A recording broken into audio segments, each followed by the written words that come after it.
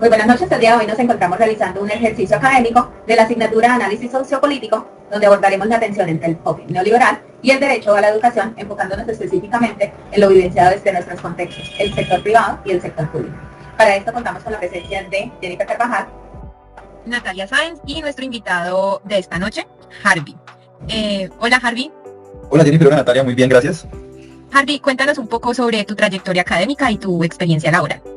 Bueno, yo soy egresado de la Universidad del Valle, soy matemático, tengo una maestría, también hice el primer año del doctorado en matemática en la Universidad de Concepción en Chile. Bueno, Harvey, muchas gracias por aceptar esta invitación. A continuación vamos a dar inicio a nuestra entrevista y para eso vamos a realizar algunas preguntas para que podamos nosotros compartir nuestras visiones sobre la educación. Bueno, voy a empezar arrancando con esta pregunta. Yo considero que el acceso a la educación, tanto básica como media, es gratuita, pero en este momento nosotros contamos con muchas barreras. Por ejemplo, hay muchas condiciones de injusticia social que hacen que muchas instituciones y muchas poblaciones no cuenten con agua potable, energía eléctrica o incluso conexión a internet. Y eso hace que precisamente pues, se presente una brecha social. En la zona rural tampoco los niños muchas veces pueden acceder a las escuelas por las distancias o porque no tienen transporte. Y si nos situamos en la discapacidad, en las personas en situación de discapacidad, en estos días estaba leyendo un estudio del DANE, un informe, y decía que el 37.7% de la población en situación de discapacidad no cuenta con educación básica primaria y el 16.5% no cuenta con educación media. Entonces, ahí vemos cómo no para todas las poblaciones la educación puede considerarse un derecho, sino más bien un servicio. Jennifer, ¿tú qué piensas de esto que acabo de decir? Nata, estoy totalmente de acuerdo contigo, lo vivencio cada día, la educación en Colombia es totalmente un privilegio. Te cuento, Harvey, que yo trabajo en un colegio privado de Bucaramanga, un colegio de muy alto nivel académico, y pues puedo notar, al estar trabajando en este colegio, que solamente pueden acceder a este colegio las personas con altos recursos económicos, ¿sí? Entonces no cualquier persona puede venir al colegio a querer estudiar aquí. Entonces esto lo hace ver como totalmente un privilegio. Asimismo, las barreras que tú mencionas, Nata, no solo se ven en el sector público, sino también en el sector privado. Noto como en mi colegio no se invierte en infraestructura, ¿sí? No solo para discapacidad, sino cualquier tipo de acomodaciones de infraestructura. También no se invierte en contratación para personal que llegue al colegio a capacitarnos a nosotros los docentes para poder nosotros recibir niños con diferentes tipos de discapacidades, no solo físicas, sino cognitivamente, pues que nosotros también necesitamos capacitación para saber cómo manejar este tipo de discapacidades en el aula. ¿Qué tú piensas de lo que acabamos de decir, Harvey? ¿Cuál es tu punto de vista al respecto? Bueno, yo en principio cuando Nata me leyó la pregunta, yo la pensé, digamos que hay dos enfoques, ¿no? Porque allí dice desde mi punto de vista, pero digamos que lo pienso desde una cuestión más técnica. En la Constitución está establecido que la educación es un derecho, y al ser un derecho, pues el Estado debe poner precisamente a brindar el servicio, ¿no? Para que la gente se eduque. Yo lo que veo es que lo que ustedes dicen va más enfocado precisamente a las necesidades del público, ¿no? Que la palabra derecho, digamos, se considera cuando realmente se ajusta a las condiciones del público, las necesidades de la persona que recibe el servicio. Considero, o estoy mejor dicho, totalmente de acuerdo con esto, porque considero que de la educación se desprenden muchas otras situaciones de vulnerabilidad que terminan precisamente agudizando pues esa brecha social. Algo de lo que decía ahorita Harvey, que él ve la diferencia, digamos, de pensamiento crítico entre estudiantes de zonas bastante vulnerables y pues estudiantes de instituciones privadas como la del Batallón Pichincha. Entonces, en ese sentido, esas personas empiezan a tener una desventaja porque no pueden acceder a sus necesidades básicas ni suplir, digamos que sí, sus necesidades de la misma manera.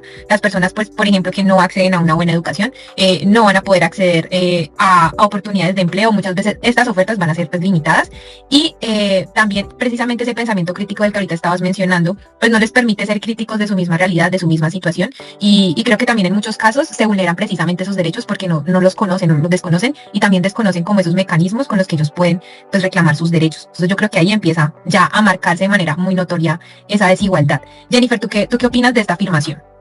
Estoy totalmente de acuerdo contigo y en eso recalco el papel tan importante que jugamos nosotros los docentes y los directivos docentes en la formación, lo que decía Harvey, en educar a los estudiantes, a nuestros estudiantes, a que sepan a qué tienen derecho y también cuáles son sus deberes como ciudadanos colombianos. Entonces, el docente juega un papel muy importante en educar a los estudiantes para que sepan y busquen que sus derechos sean garantizados en Colombia. Bueno, yo creo que en este sentido hay un camino muy largo por recorrer, porque por ejemplo en temas de asequibilidad, lo que estábamos mencionando ahorita, la infraestructura es muy variada en instituciones públicas y privadas, lo que yo ahorita decía, por ejemplo, del acceso a los servicios básicos, a agua, a internet y demás. Y por ejemplo en Cali hay muchas instituciones que se adaptan a la infraestructura de una casa, entonces toman una casa y la convierten en una escuela, pero muchas veces estos espacios no cuentan, por ejemplo, con un patio, con un laboratorio, con un auditorio, incluso con una biblioteca.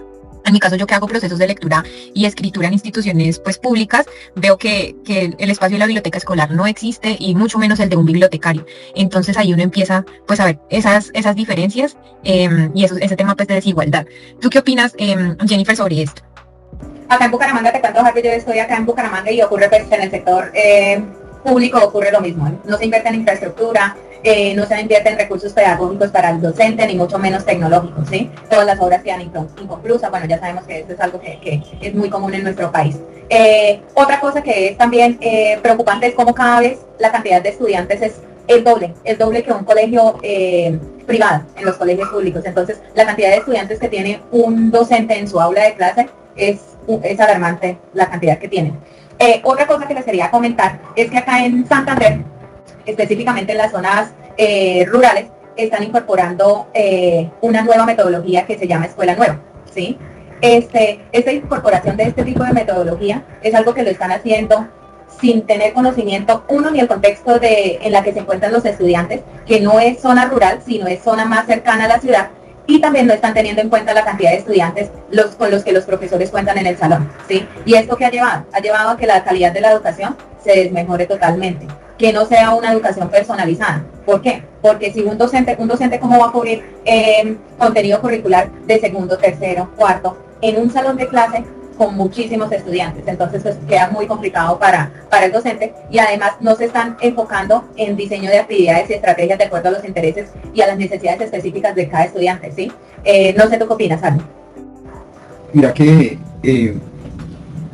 lo que pasa, o sea, yo lo veo de la siguiente manera. Lo que sucede es que lo que ha mencionado ahorita, es necesario que los docentes también tomen conciencia, digamos, de ciertas cosas. Yo veo que muchos docentes, digamos, ejecutan su labor y a veces, digamos, por el afán de cumplir ciertas cosas, no se dan cuenta que es muy importante, digamos, la motivación, ¿no? A mí me parece que la parte de la motivación es sumamente relevante para poder aprender. Cuando el estudiante encuentra algún vínculo emotivo con lo que se está haciendo, aprende de manera más fácil, pero por eso se debe pensar en las condiciones del docente también, para que él se sienta, digamos, a gusto con lo que está haciendo. Entonces, nomás pensando, o sea, bueno, más allá de que cuando Nata habló de tres componentes, ¿no? Que eran, a ver, ¿cuáles eran, Nata? ¿Me acuerdas, por favor? Ella habló de la... Era asequible, accesible, adaptable y aceptable. Así es, listo. Bueno, claramente, pues asequible no se cumple porque pues, la inversión en infraestructura es prácticamente nula. Sí, si uno ve, digamos, las cosas van cambiando, ¿no? Cada vez que pasa el tiempo y las necesidades del estudiante, más allá, digamos, de las condiciones que él necesita, también debemos pensar, digamos, en qué está pasando en el mundo en este instante, ¿no? Digamos, en el futuro lo que estamos enseñando, cómo le va a ser de utilidad a ese muchacho. Porque, digamos, eso se implementa en la educación, y ahorita con el auge de las inteligencias artificiales nos enfrentamos con un cambio de paradigma cada año. Entonces, digamos que me parece que la labor del docente es bien compleja. Entonces, completamente necesario ser competentes y entender ese cambio de paradigma que nos vamos enfrentando.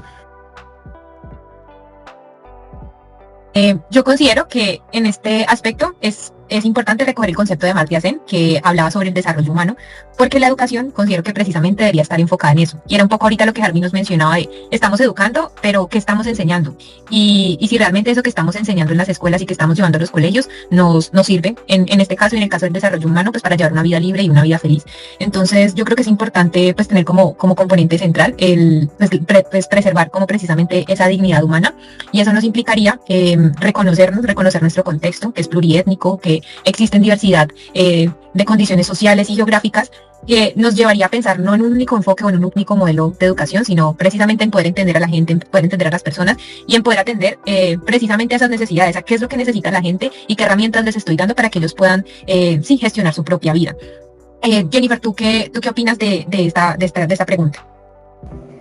En este sentido, yo siento que también nosotros como docentes, aparte de lo que decía pues, Harvey en la anterior intervención, nosotros también debemos velar porque los niños entren, permanezcan y salgan del colegio ya graduados, ¿sí? Evitar la deserción escolar. ¿Y cómo la evitamos? Brindándole todas las herramientas para que ellos estén en su aula de clase cómodos, ¿sí? Pero sí, claramente lo que tú comentabas anteriormente, nosotros como docentes necesitamos la ayuda de ¿quién? Del Estado, ¿sí? Y debemos velar para que cumplamos, garanticemos el cumplimiento de las 4 bases, ¿sí? Las que nombrábamos anteriormente, que brindemos una educación asequible, brindemos una educación accesible, adaptable y aceptable para nuestros estudiantes. Y ahí cito a Amartya con esta frase pues, que va muy encaminada a lo que nos decía Harvey: hay que asegurar las condiciones que les permitan a los estudiantes aprender con igualdad, ¿sí? Que no se note esas diferencias entre lo público y lo privado, el que tiene las condiciones para acceder y el que no a la educación.